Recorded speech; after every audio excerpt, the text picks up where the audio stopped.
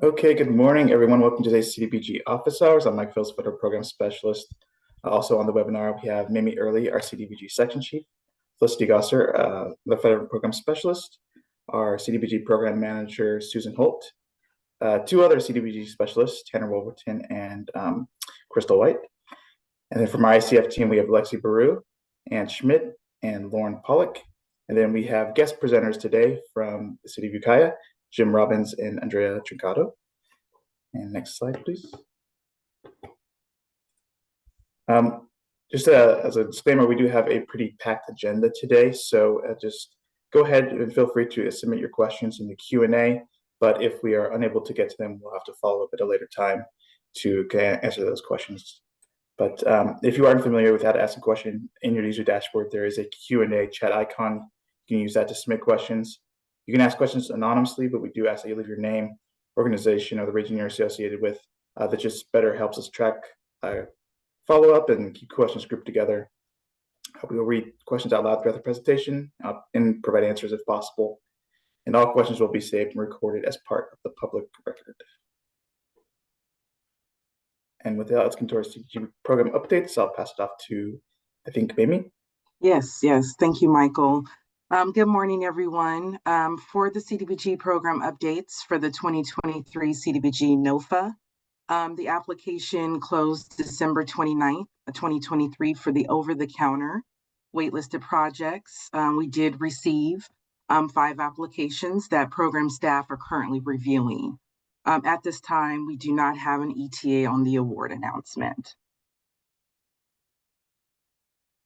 For the updates for the 2024 NOFA, as you guys know, HCD is transitioning to a new department-wide grant management system in mid-2024. This Consolidated Housing Accountability Application Procurement Project, which is named CHAP. This new system will replace all current and historically used grant systems. And because CDBG team and the grantees successfully use eCivis, and because of the diversity of our activities funded underneath the CDBG program will be among the first to accept the applications in this new system. To fully build out this and utilize the system for all application types, our team must begin using this system for the NOFA and then accepting applications through this new system. Due to the project timing, this will delay the launching of our 2024 NOFA until the coming about summer or fall. In response to the grantees' feedback that we received, CDBG team will consider increasing the total available for competitive awards, increasing the maximum dollar amount,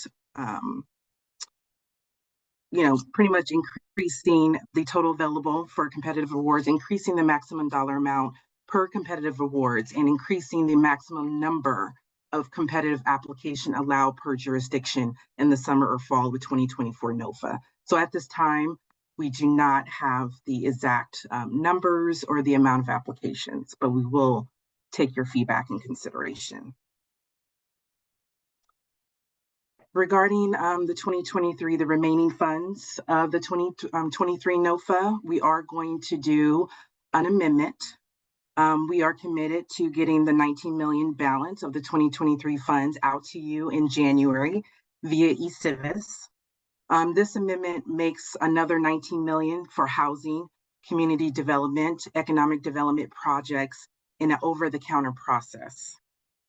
5% of the total CDBG 2023 funds, approximately $1.5 million, will be set aside for Colonius as required. 1.25% of the total CDBG 23 funds, which is approximately $375,000, will be set aside for the non-federally recognized tribes as required. And I'll go ahead and pass it over to Felicity. Thank you. Thank you, Amy. We'd already announced that we had an opportunity to apply for CDBG CV unclaimed funds. And so that opportunity has not changed, except we received feedback from grantees who are interested in applying for the augmentation that given the holidays and City Council and Board of Supervisors meeting schedules, it was going to be really a struggle to submit by the January 15th deadline that we've established. So we've gone ahead and extended the date to submit your request to April 15th, 2024. And we did send an email out this week doing that extension. So you please, if you are a CDBG CV grantee with a construction project, you can apply for additional funds to support your existing scope, any cost overruns that you experience in your project, either due to unforeseen costs or due to cost increases because of the economy. If you can establish cost reasonableness for your request, you can submit an application for that increased, request an amendment to amend your contract to add that amount of funding. So there are instructions that were provided via email, and if you have questions or want to seek guidance on getting through that process, you can contact your grant administrator for CDBG funds.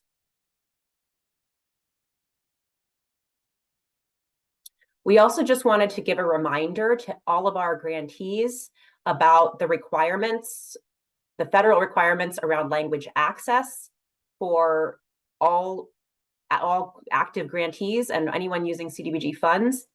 Grantees are required to make reasonable efforts to provide language assistance to ensure meaningful access for persons with limited English proficiency. This both means within your programs as you operate them, and I think where we have seen a particular need to make sure that you're doing this is in your citizenship participation plan and your public noticing and public meetings. All grantees are required to conduct a 4-factor analysis prior to advertising its initial public meeting to determine if it must develop a language access plan, or LAP. There's instructions on this in Appendix 4-4 of the Grants Management Manual. If a LAP is required, it will identify how the grantee will provide language assistance to persons with limited English proficiency, or LEP. There is a template available as Appendix 4-5 of the Grants Management Manual. Required language assistance may include, but is not limited to, translation of notices and documents and provision of free interpretation services. So if that's not something you've been thinking about, please make sure that you take a look at those resources. And with that, I will pass it over to Jim Robbins to present on the City of Ukiah's CDBG program in support of housing. Welcome, Jim. We're really happy to have you and Andrea here to talk to us today. Good morning. I'm really happy to be here, and I'm Jim Robbins from the City of Ukiah Housing and Grant Division in Community Development, and I'm here to talk about our CDBG programs in support of housing. Who moves the slides forward? Can I move the slides, or is that Mike? Felicity, it's me, Jim. Okay, yeah, next slide, please. Okay. Yeah, so the City of Ukiah is now 5 years into an intentional program of increasing sustainability by better linking planning, building, code enforcement, fire prevention, business licensing, grants management, and housing into a single overall approach to community development, which most people typically think of as like building and planning. The 5-year program started with the housing strategy at the city council level, then the creation of a housing trust fund, then a housing division, integration of code enforcement and fire prevention, and most recently, our business license program. So next slide, please. The city saw a link between code enforcement and housing rehabilitation programs and a need to conduct a housing conditions survey to better address the housing conditions in the community. Under the 2021 CDBG NOFA, the city applied for the code enforcement and housing rehab programs with a goal to operate these CDBG eligible activities simultaneously at the same time. These were awarded in 2022, and staff started operating the programs in 2023, so just the beginning of last fiscal calendar year. These programs currently operate within 6 of our LMI, so low mod income census tract block groups, in an overall city of 4.8 square miles and a population of 16,500 people.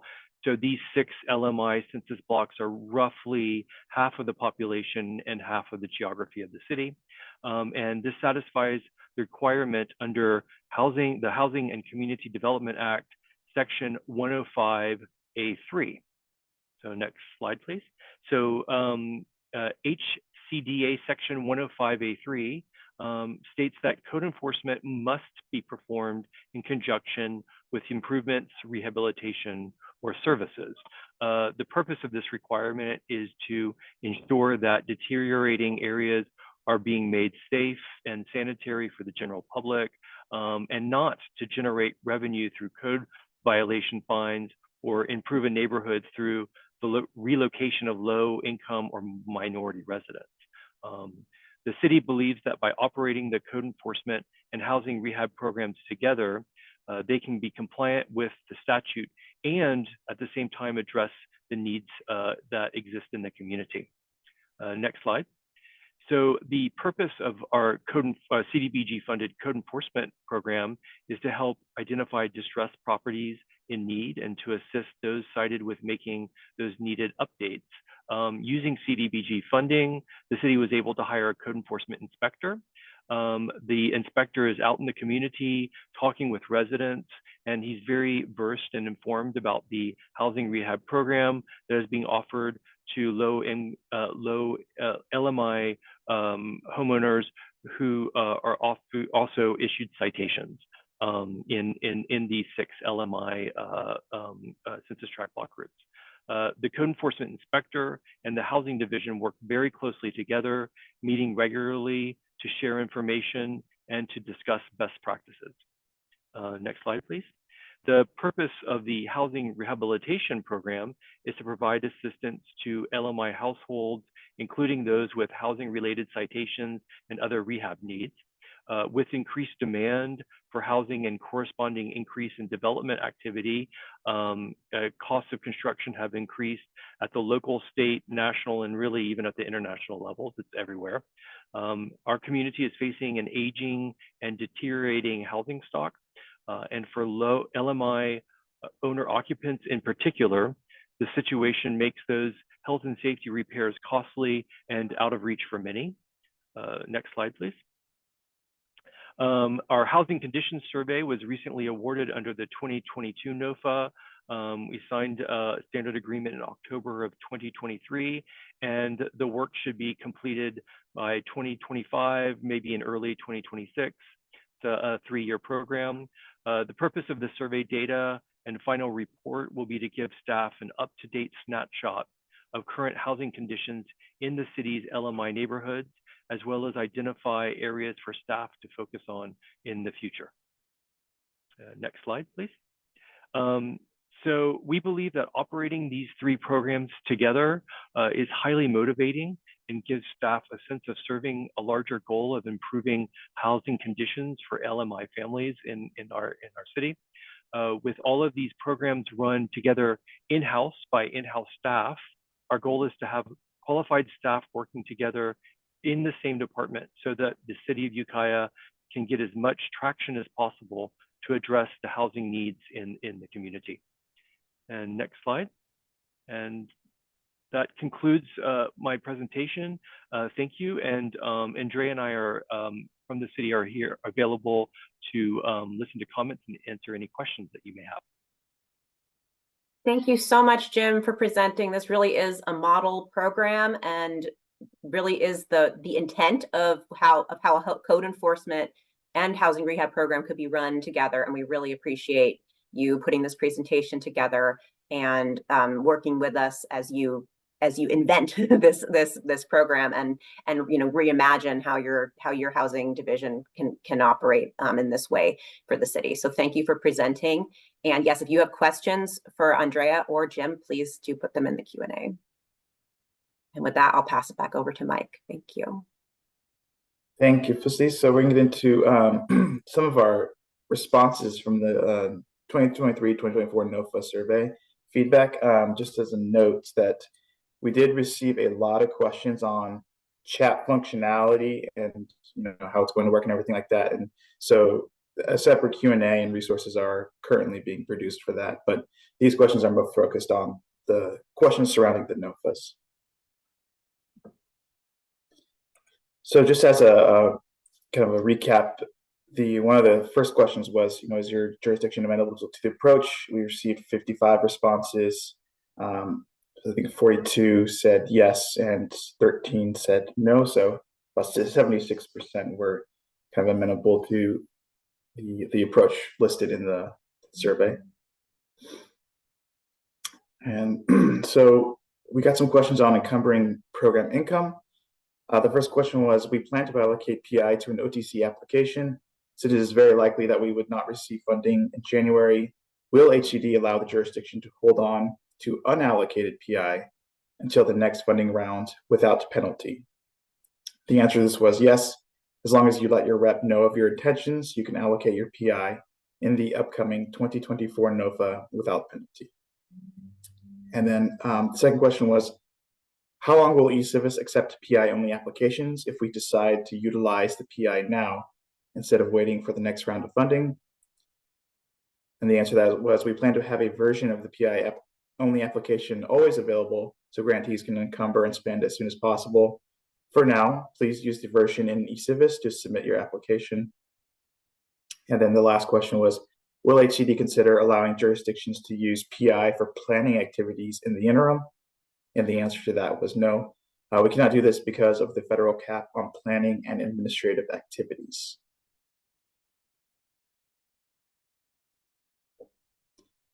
This was another question on PI. Mike, before you go further, there's a Q&A. There's a asking if our guest speaker could answer questions before we go on further. So I wasn't sure how. I just want to present that to the group and let them know that they're asking if the guest speaker could answer some questions. Thanks, Crystal, for bringing that to our attention. I was just typing in the chat to the hosts and panelists. Could we maybe go through the survey responses and then pause to answer questions for Jim? That way people have a chance to put their questions in the Q&A, but we won't. We will do it before we do the Q&A recap from the previous office hours. Does that work for folks? For you? Does that work for you, Jim? Yes, that works for me. That's okay. Good. I'm looking at the questions and formulating responses. Okay, that's great. Thank you. So if you want to put just because we are short on time, if folks want to ask questions for Jim or Andrea about the City of Ukiah's program, please do go ahead and put them in the chat, and we'll pause to answer those questions only after Mike completes the recap of the survey responses, and then we'll do the rest of the questions at the end. Sounds good. Thanks. Okay, let's see. This next question was on PI-only applications. The question was, will the NOFA changes affect PI-only applications? We are considering applying for a PI-only public services project. If the answer to this was the NOFA changes will not affect PI-only applications, but unfortunately at this time, HCD is not accepting public service or planning PI-only applications to avoid going over the federal caps.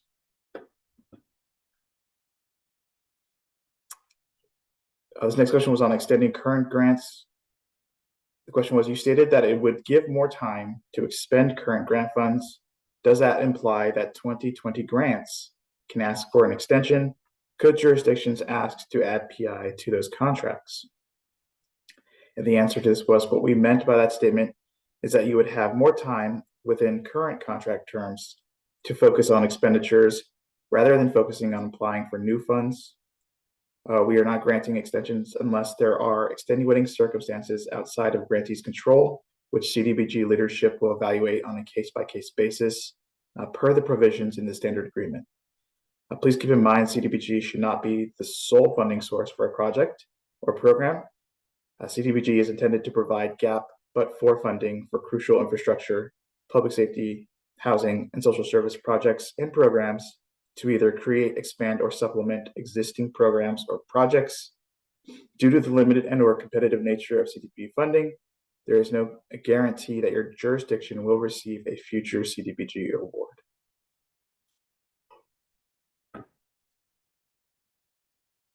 Let's see, this next question was on 2023-2024 NOFA technical assistance. The question was, when will TA become available for planning for the fall or summer NOFA, as the window for the January NOFA will open shortly?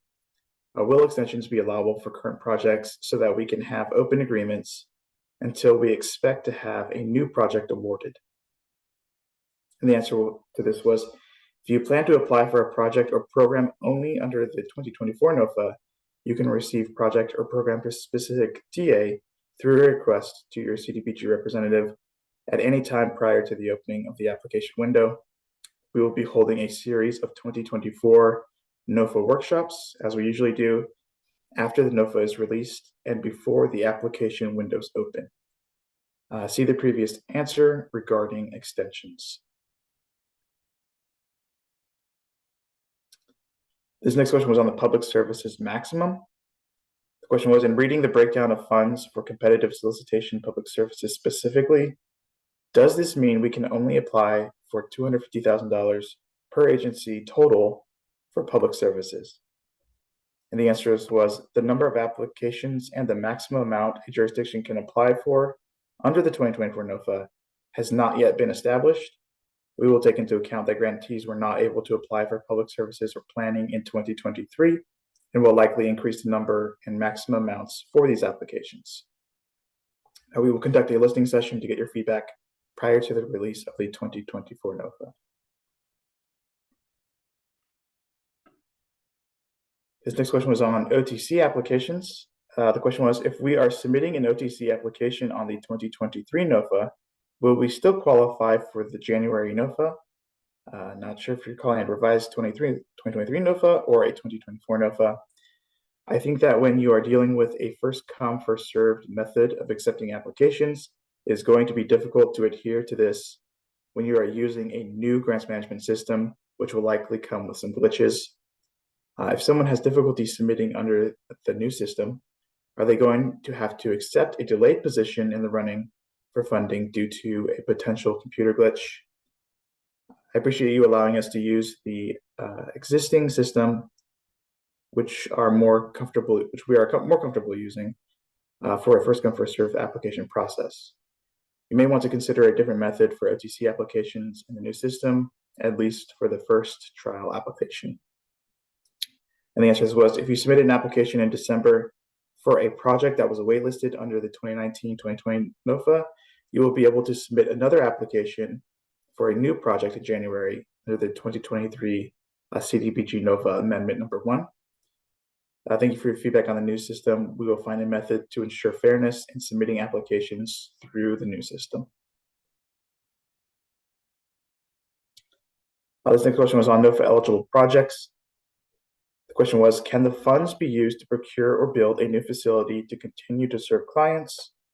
And the answer to this was, these activities could be eligible under the 2023 NOFA Amendment number 1 or under the 2024 NOFA to be released later this year. But there are many moving parts, so please contact your CDBG representative to discuss the specifics of your project. Okay, let's get into the questions for the city of Ukiah right now. Let's see. This question is from Kristen. So does Ukiah offer loans or grants for the rehab work? Hi, Kristen. Thanks for your question. It's a really good one. We offer both. Our program is primarily loans with a 0% interest, 30-year up to 30-year deferred. But we also offer emergency grants that have to meet special conditions of up to $7,500. So it's mostly a loan program, but also with some emergency grants for emergency conditions.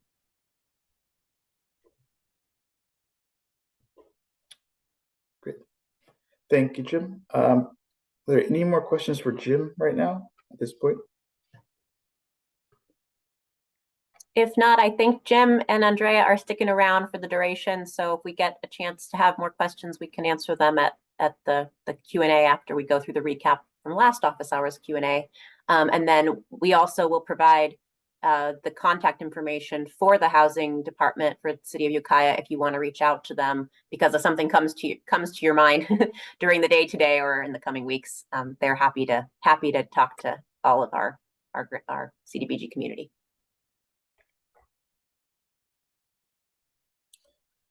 Okay, let's see. We've got a question from Brandy for Jim. Are you finding that residents are amenable to loans? So, hi, Brandy. Thanks for the question. We are, and this could become an hour-long conversation on a loan unto itself. The housing rehab program isn't for everyone, and some people express interest or dip their toe into it and decide that they're not comfortable and back off. There are a significant number of local low LMI homeowners who are interested in, especially among the elderly community of folks over age 62. It's not just older residents, but especially among older residents, they come in very, very comfortable with that. So I know this is an issue that people are talking about and addressing statewide, but locally we're finding that residents are comfortable with that. Yes. Thank you, Jim. We've got a question from Tabitha. Can the city of Ukiah share their guidelines? Yeah, so our guidelines are posted on our website. If you Google City of Ukiah Housing Division, they're there on the up on the website. Our guidelines and our application forms and flyers for the program. Good. Thank you, Jim. Let's see. The next question is from Bridget. So, how do you handle loan defaults with the housing rehab program? Have you ever had to take someone's home? And then she followed up with, in our experience, it has become problematic to administer because we know that at the end, we do not want to take someone's home for non-payment. So there really isn't a good amount of leverage to stay compliant. So this is a new program, and so we have not encountered that issue yet. Our loans are 30-year deferred, and so unless the house sells or unless there's a other transfer of title. And so as we're making these new loans, they will not be due for several decades unless title transfers the home. So we have not dealt with that issue yet. We do have an older City of Ukiah housing rehab program that was not run in-house. It was run by our Mendocino County Community Development Commission. And so far, we have not encountered that issue. So far, we have not had to go after people and, go after them and put pressure on them to pay back the loans. That issue has not come up yet with our housing rehab program. We have had for a separate first-time home buyer program, we have had several of the homes have sold and the loan was paid back as part of the escrow process. And in those individual cases, it was not an issue for the low LMI homeowner who was the seller of the house because the sale of the house produced plenty of money to cover our loan, other loans, and any other requirements. So yeah, this is a really good question. It's a serious issue, and it's not one that we've been confronted with yet. Thank you, Jim. That looks like all the questions we have for Jim for now. So let's get through the Q&A recap, and then if you have more questions for Jim, please put them in the Q&A, and we'll try to get to them before the end of the session. Okay, this next question was on the grants management system. So the question was, just to confirm, that means eCivis will not be part of the 2024 application or reporting. The answer is, to answer this that is correct. We'll be fully transitioning into the new CHAP system. There will be two NOFAs in 2024. One that releases the 19 million balance of 2023 CDBG funds, and then a second NOFA for the 2024 CDBG funds later in the year, which will include the piloting of the new comprehensive CHAP system. And I'll just pipe up that there's a slight error in this answer, and my apologies, I wrote it. There's a NOFA amendment in January So, and then a second NOFA in later in 2024. So there aren't really two NOFAs in 2024. What's happening in January is an amendment to the NOFA originally released in September. Just for Samantha to clarify. Thank you, Felicity. His next question was, so this is really frustrating. Folks spend a lot of time planning for these monies, and this is the second time in 4 months that you have completely pulled the rug out on them. And the answer to this was, we understand your frustration and that this potentially delays some needed funding for several months. This is something we need to do to make sure that our systems are improved, and recognize this can be challenging for grantees at the local level. However, we do believe this will have overarching benefits. See, the next question was also on the new grants management system. The question was, would you please explain why the new system's rollout cannot wait until 2025 NOFA? Jurisdictions have already expended time and funds preparing for the 2024 NOFA. And the answer to this was, we have been identified as a high-performing program and have been asked to participate in the rollout of the new system. Doing so ensures that all of the functions of our very diverse CDBG program are served. CDBG is pretty different from the other HCD programs that are solely housing focused. So we need to make sure that this new system has all the functionalities that we want it to have. If we were to wait until 2025, we would not have the opportunity to help shape the development of the new system. And we understand that you have already expended time and funds preparing for the 2024 NOFA, and we are hoping that it doesn't go to waste, as we will still be releasing a 2024 NOFA.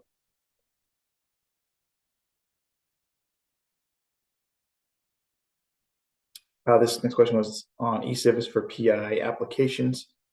The question was, how long will eCivis be available for PI-only applications? And the answer was, the PI-only application is currently open underneath the 2022 solicitation. When HCD drops the new application for the remaining funds of 2023, HCD will create a new up-to-date version of the PI-only application in eCivis GMS. HCD will notify grantees when the new application is available for 2023. If you are ready to submit a program income only application, now go ahead and submit to the open 2022 solicitation.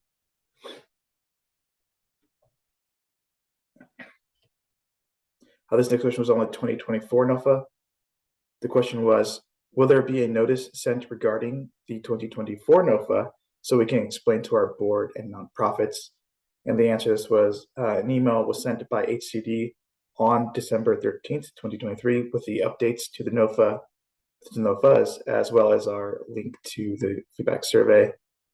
Another email was sent out after we received your feedback via the survey. It was sent to all grantees via email on December 22nd, 2023.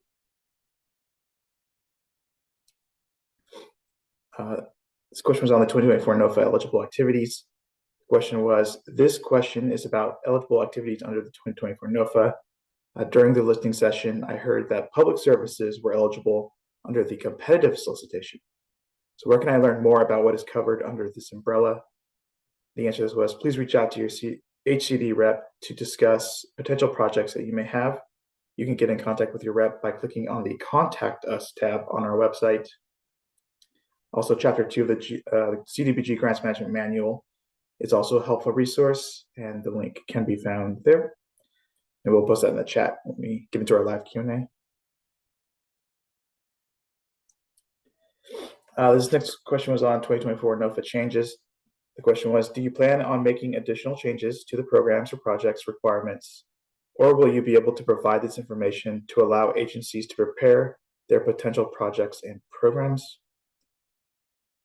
The answer to this was, for the 2023 CDBG NOFA Amendment Number 1, HCD does not anticipate changing any of the requirements or limits other than those already discussed in the listening session, except for the change to date.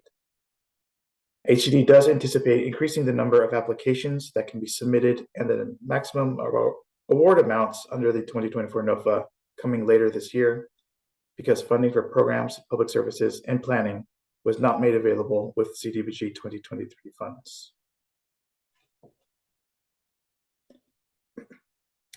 This next question was on 2024 NOFA and environmental reviews.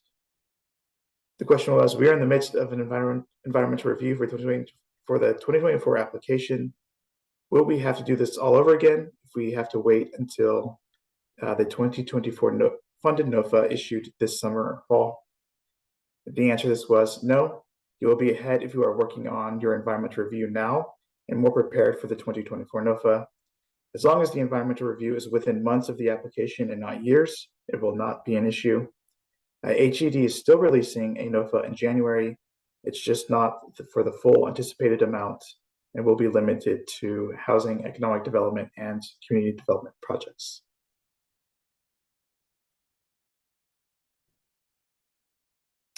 Next question was also on the 2024 NOFA and environmental reviews. The question was, in the past, we've been required to redo an environmental review that was over 6 months old. So if the second 2024 NOFA is issued in the fall, are you saying that our environmental review will be acceptable? And the answer to this was, it depends on the type of review you're referring to, and if it's an environmental assessment. Grantees may want to contact HED's environmental team to confirm the timeline. If it's a lesser environmental form, 6 months should not invalidate the form. As a recommendation, you may want to prepare all the supporting documentation, but not route for final approval until HED confirms the timeframe and parameters of your proposed project. To clarify, the environmental team, DFA's environmental team, prefers grantees to complete and submit for review of environmental assessments at application.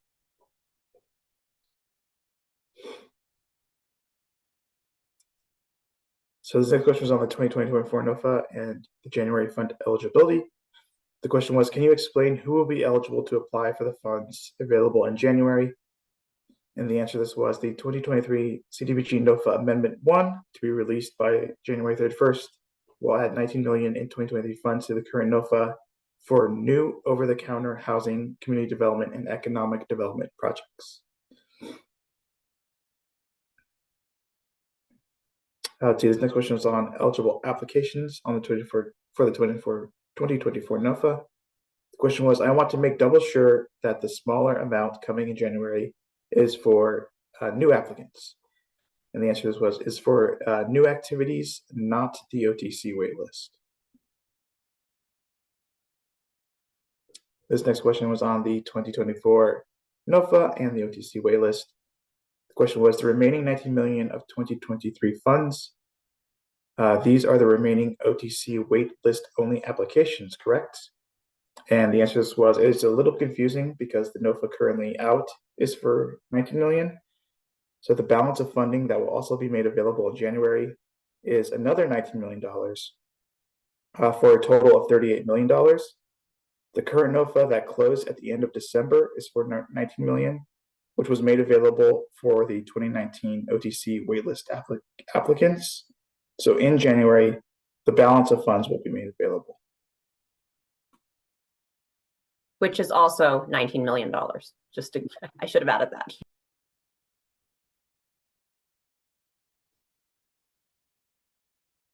Okay, so this next question was on the 2024 NOFA and the OTC waitlist as well. The question was, so how are you dealing with the waitlist applications?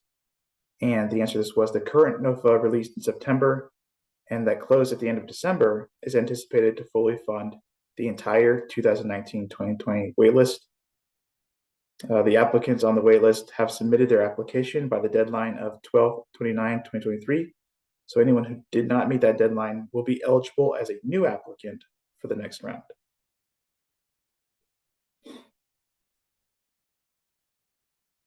This next question was on the funding maximum for the 2024 NOFA. And the question was, what is the maximum funding a city can apply for a business assistance loan program in January and in the summer/fall? Can a city apply for both allocations for the business assistance loan program? The answer to this was, housing and economic development programs won't be eligible under the 2023 CDBG NOFA Amendment Number 1, being released in January 31st, 2024.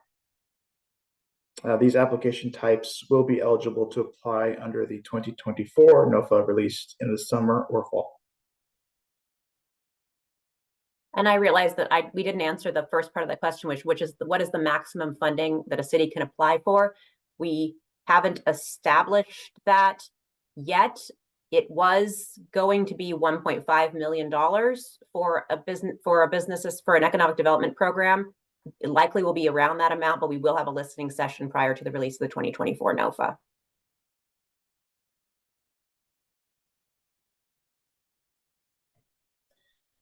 Let's see, the next question was on relocation costs.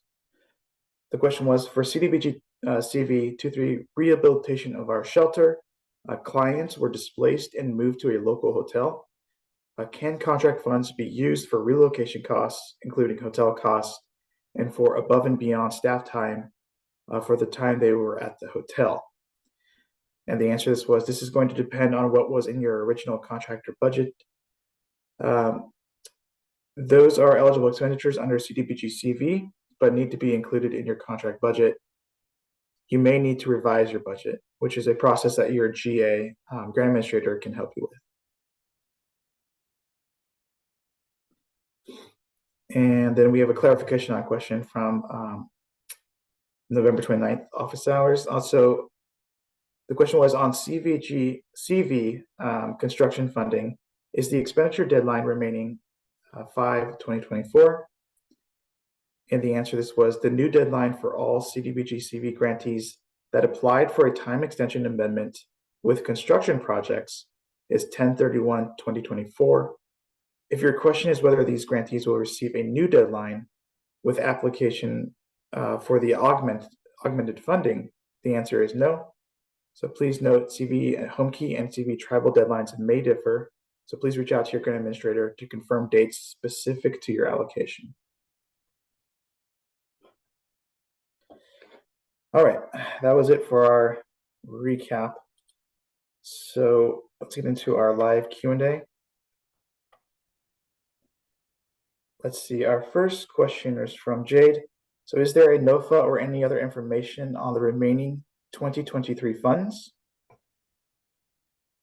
So I'm just going to go back to these first two slides because I think there's a handful of questions that are about about the 2024 NOFA and the 2023 NOFA amendment. So this is what's happening by the end of January. We're getting the $19 million balance of 2023 funds out to grantees via an amendment in the e-Civis system. This makes $19 million available for new community development, economic development, and housing projects in an over-the-counter process. 5% of those funds, and Jade, I know you were asking about this question about eligibility for Colonias per the national requirements under the National Affordable Housing Act. $1.5 million will be set aside for Colonias under this amendment, and then another 1.25% of the funds will be set aside for non-federally recognized tribes as required by state statute.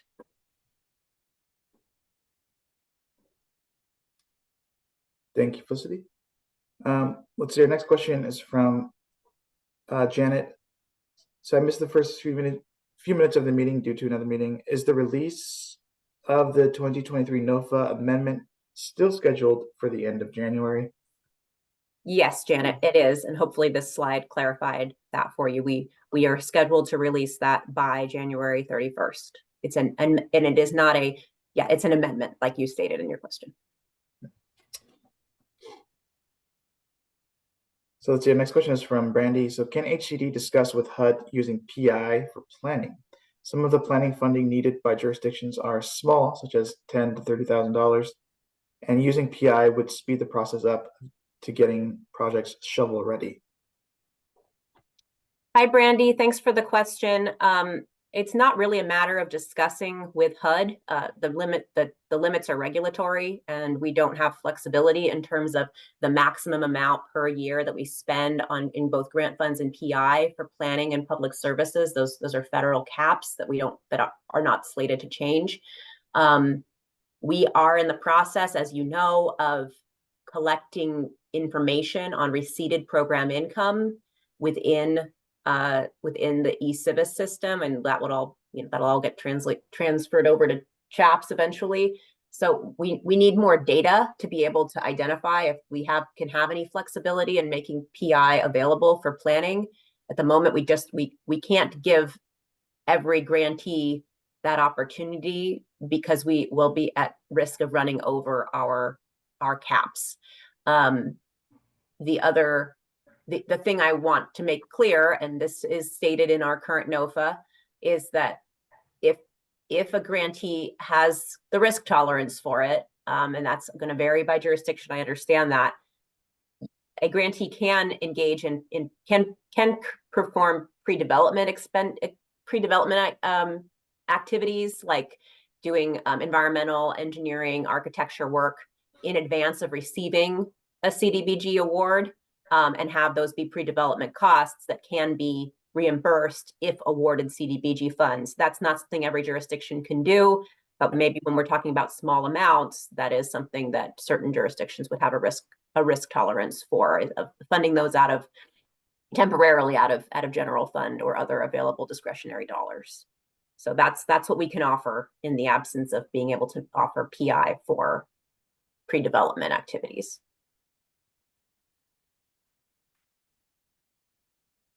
So I think Brandy's supposed to follow up. Is pre-development cost for OTC or for PTA only?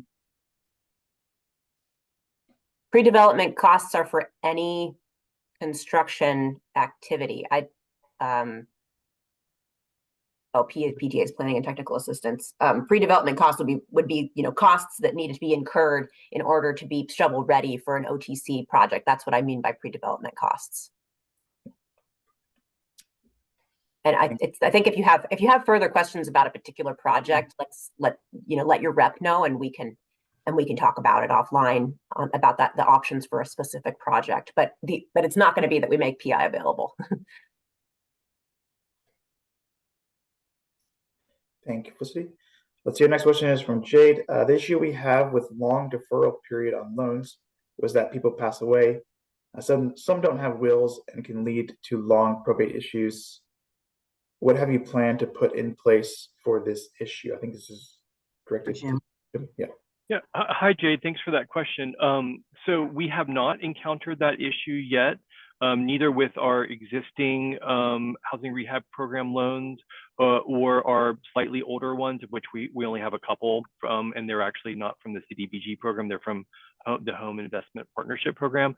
We don't have a plan in place for dealing with issues that come from a lengthy probate process. Our guidelines do have some clauses that speak to flexibility or dealing with unusual circumstances, where basically our plan is to deal with situations like that on an ad hoc basis, and we have not experienced that yet. So that's in the future of our program, not in the present or the past. Thank you, Jim. Can I just also say that I know a number of you had asked for a housing program community of practice group to start, and this is probably one of the biggest questions that you'd want to bring to that question, to be able to talk with one another about your program guidelines and what they include or don't include. I just wanted to make it clear that the CDBG program does not mandate making money available as loans. It can be made available as grants, and that is a local decision and based on just how much of the money you want to ensure is retaining your housing stock versus building individual wealth, and it's a local policy decision. So there are multiple ways to structure your program. We can provide TA on that, and then also we're a little overwhelmed at the moment with capacity, but we do hope to put a communities of practice in place in the future and kind of facilitate those conversations. In the meantime, please feel free to crowdsource and share and talk to folks that you feel like would be helpful, or seek technical assistance from us. And the UKIA program does not, guidelines do not specify address the forgivable issue, but my understanding is, and I'm speaking a little outside of my personal experience, After, it is possible to put in your guidelines that loans can be made forgivable, not in the first 5 years, but after 5 years. So that could be inserted in one's guidelines, that a process could be inserted to forgive the loans at some point if certain conditions are met.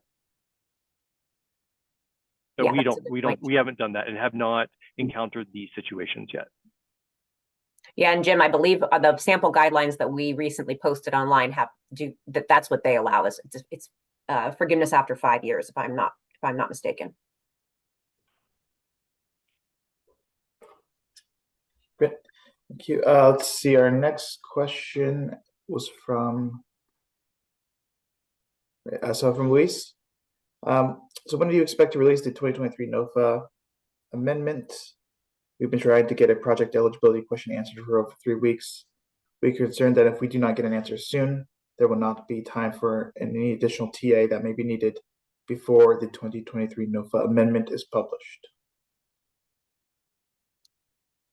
Louise, can you just let us know what the jurisdiction is, and then we can work on making sure that we find your question and get an answer? I can. Oh, go ahead. Yeah, so I'm aware of the question. So that is something that we are working with the program rep, as well as Susan and I. So we are aware of the question, and we are working towards getting you a response as soon as possible, Louise. So trust and believe we are working on it. We are very aware of it, and we just needed to get some more insight and a little bit more directive on that to give you a correct response. Thank you, Mamie. And just in terms of timing, we anticipate that the NOFA will be released January 31st, and then that will be out for a month before the application window opens. So still have a good nearly 2 months to receive TA before the application window opens, and we can no longer provide TA. Thank you, Frisbee. Let's see, question from Brandy. Follow up on EAs for 2024 NOFA. I thought they were good for 5 years. Tanner? Yeah, sorry, had to unmute. Hi, Brandy. So generally, once approved and you receive authority to use grant funds, that is good for 5 years. The issue may be where there is a long lapse of time between writing the EA and getting it approved by HCD. That may cause some issues and some rewrites that may need to happen on that end. But once it's approved and you receive that authorization to use grant funds, it's generally good for 5 years. Thank you, Tanner. Let's see, question from Jade. So what will be the timeline for the application on the 2023 amendment in preparation of the 2024 application? We had set up community meetings, but canceled them when the NOFA was pushed. We will need to reschedule those meetings to go out to them. Jade, so it's fine to hold meetings anytime for both the 2023 NOFA amendment or the 2024 NOFA. And the timeline is that the NOFA is anticipated to drop January 31st. There will be 30 days to review the NOFA content, and then the application window is anticipated to drop. I believe our schedule says March 1st. So holding the community meetings anytime prior to then, or prior to your submission date is fine. And you have 60 days to complete and submit the application, but it is a first come, first serve basis. Hope that answers your question.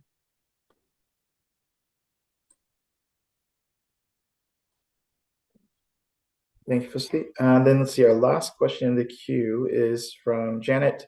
So with the 2023 amendment, will any of the files be changed, or can we plan to review and use the files that were attached and posted in a civis? Janet, it's gonna for the 2023 amendment, all of the files will remain the same. The resolution is the same, and all of the appendices are not changing. I realized that I accidentally clicked that I had responded on a question that Louise had posted. My apologies. Her question was, if we apply under the 2023 amendment and are not successful, will we be informed in time to conduct public participation for a second application in the 2024 NOFA round? Team, correct me if I'm wrong on this, but as long as you word your citizen participation plan documents appropriately and say, you could state that you're planning to apply in 2020 for 2023 and potentially 2024 funds, you don't have to reconduct a public meeting that was held for 2023.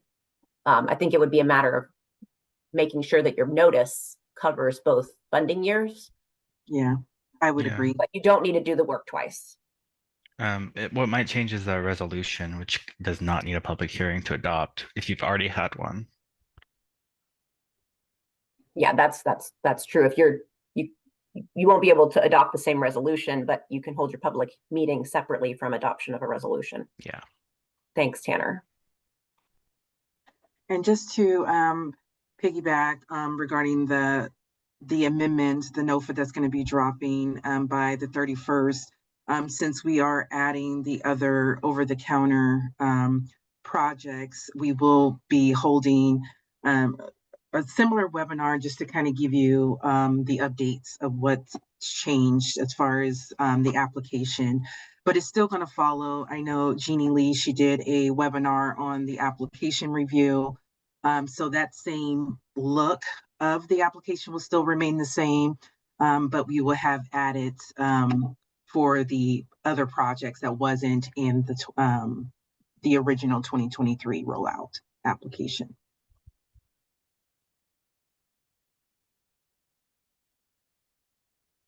Thank you, Mimi.